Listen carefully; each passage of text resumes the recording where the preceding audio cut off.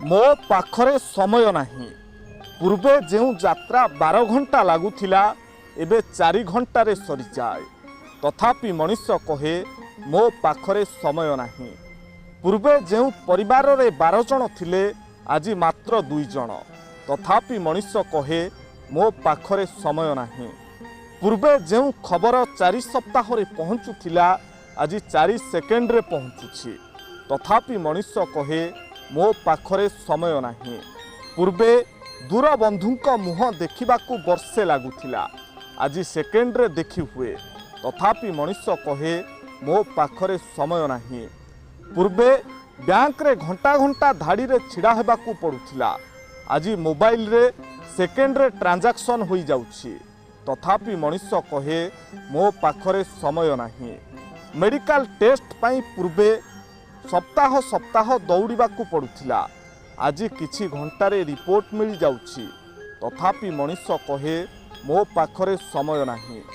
गाड़ी चलाउथिबा समय रे गोटिए हातरे गाड़ी रो हैंडल आरो हातरे फोन कारण अटकी जाई कथा हेबार समय नहीं।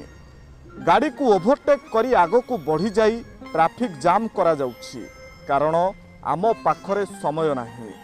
लोकंक सहित बसिथिले भी आंगुठी फोन रे व्यस्त रहुछि कारण व्हाट्सएप रे अपडेट नेबार अबा देबार अछि। सामना सामनी सुख दुख हेबार समय नहीं।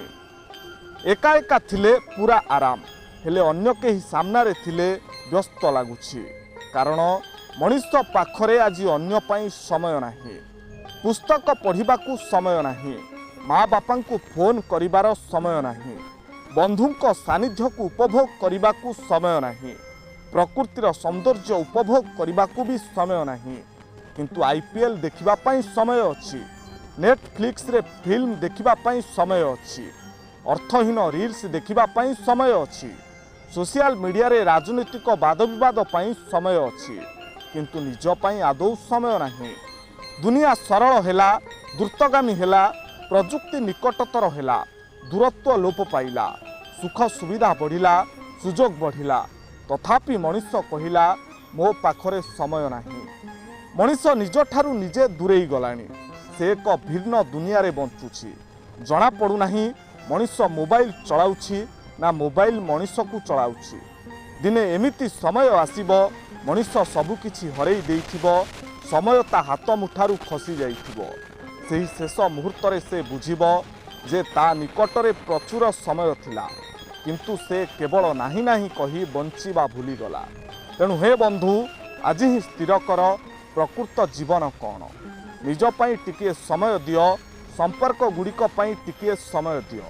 मनन चिंतन कर। निजकू बुझ ओ बुझाई दियो। शांति पाई यह आवश्यक। मो पाखरे समय नहीं कहिबा एक मिथ्या कथा। एपरी कहिबा केवल एक बद अभ्यास। यह तुमर स्वार्थपरता को बुझाई थाए। तेणु यही अभ्यास को बदलाइबा दरकार।